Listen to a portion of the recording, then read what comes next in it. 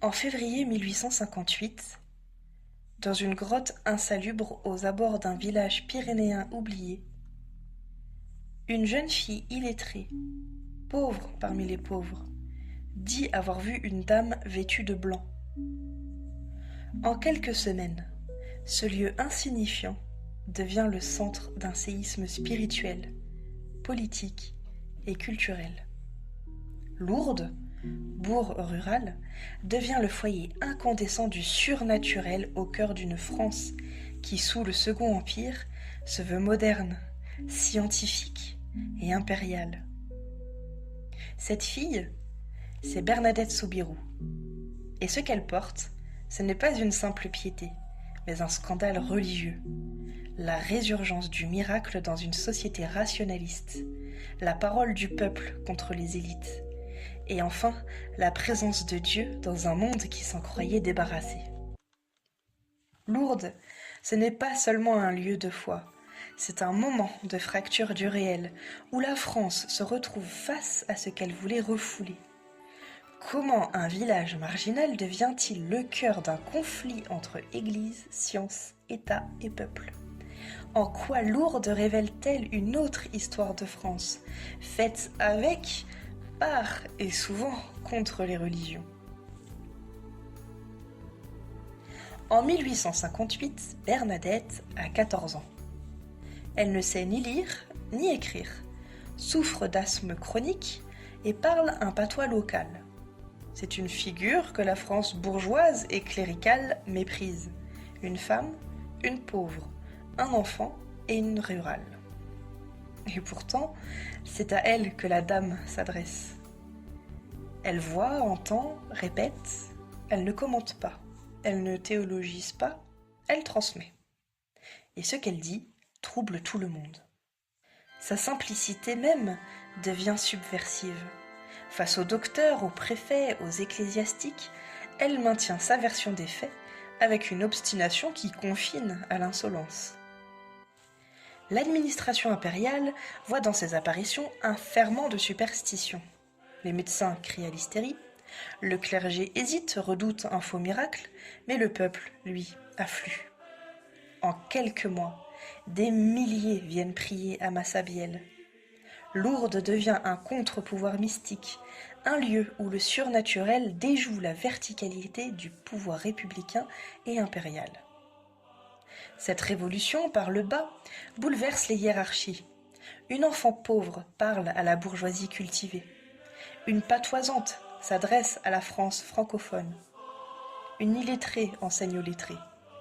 Lourdes inverse momentanément l'ordre social français. Et c'est aussi la collision entre deux temps, celui de la modernité industrielle et celui de l'éternité mystique.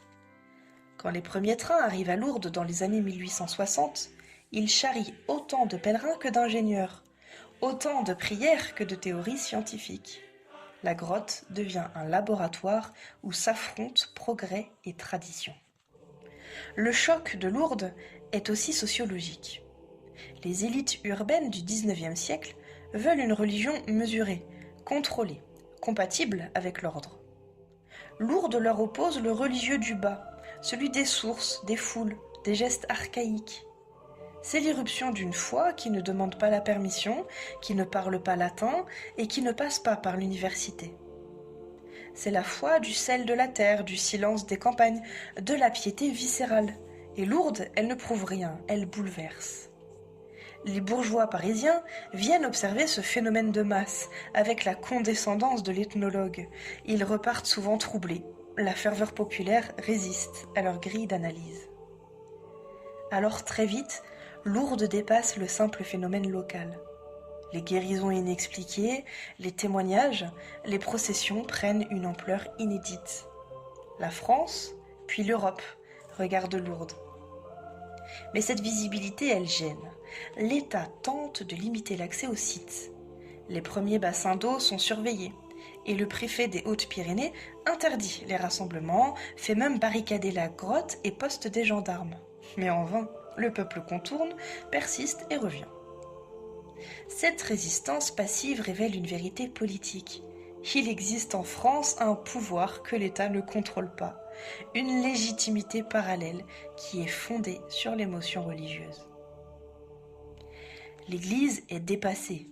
Elle met donc en place une commission d'enquête canonique, prudente, méfiante, et l'évêque de Tarbes, Monseigneur Laurence, hésite 4 ans avant de reconnaître l'authenticité des apparitions en 1862. Cette reconnaissance reste ambivalente. Elle sauve l'honneur de l'Église tout en réduisant le message à une orthodoxie gérable. Mais Lourdes échappe déjà à ses créateurs. Le pèlerinage devient un phénomène européen, puis mondial, qui dépasse largement les intentions du clergé local.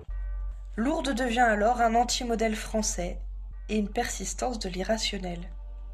Parce que paradoxalement, Lourdes incarne un bastion catholique conservateur et avec la Troisième République, un phénomène que les gouvernements laïques ne peuvent ignorer. Jules Ferry lui-même s'interroge sur ce mystère sociologique. Comment une république rationnelle peut-elle tolérer cet îlot d'irrationalité ? La réponse est pragmatique. On ne peut supprimer Lourdes sans provoquer une guerre civile religieuse. Les gouvernements laïques tentent de minimiser son importance, de la cantonner au folklore régional, sans jamais réussir à la faire disparaître. Plus les républicains cherchent à contenir Lourdes, et plus elle s'enracine. Des médecins athées viennent constater des guérisons, et repartent parfois ébranlés. Des syndicalistes y amènent leurs enfants handicapés. Des libres penseurs s'y rendent par curiosité, et y trouvent autre chose. Lourdes devient populaire dans le sens le plus fort. Ce n'est pas une affaire de foi institutionnelle, mais une affaire de corps, de désir de consolation.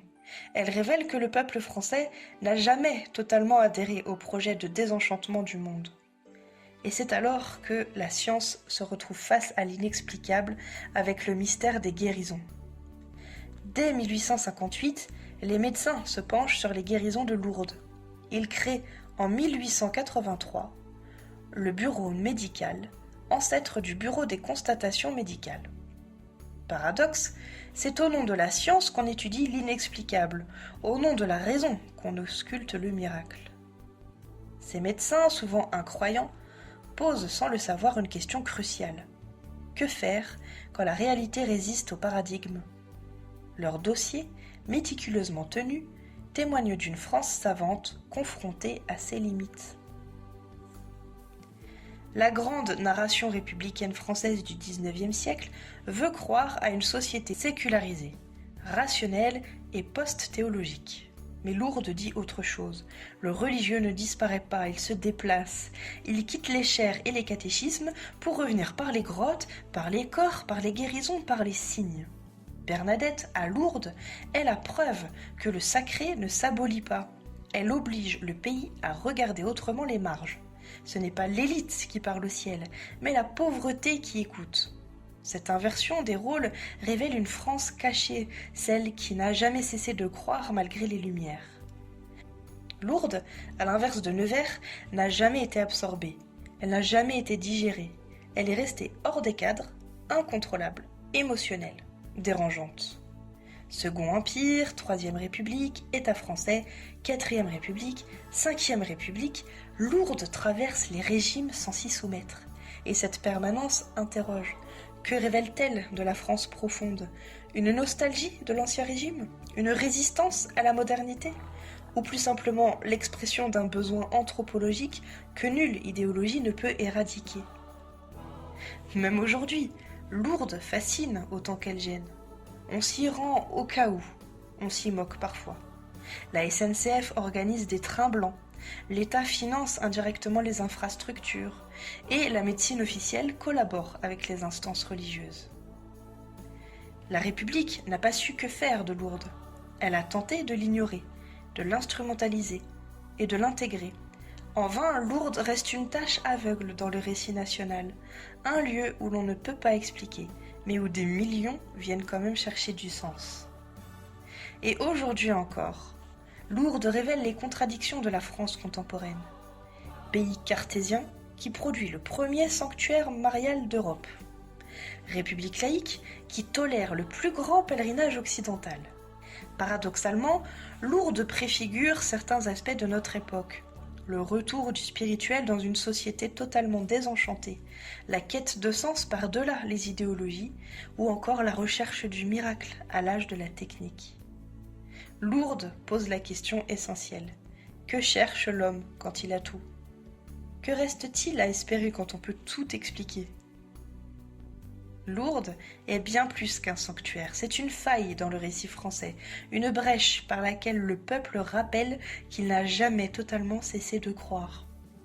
À l'inverse de Nevers, Lourdes est une ville où la religion n'a jamais été apprivoisée.